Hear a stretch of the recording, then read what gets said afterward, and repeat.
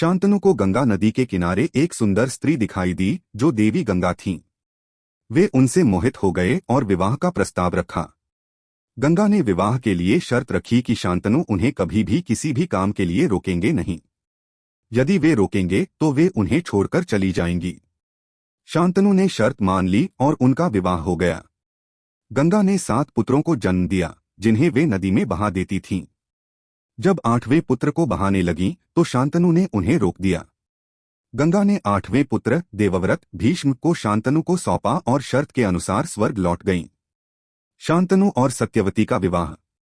एक दिन शांतनु यमुना नदी के किनारे घूम रहे थे जब उन्होंने एक सुंदर कन्या सत्यवती को देखा।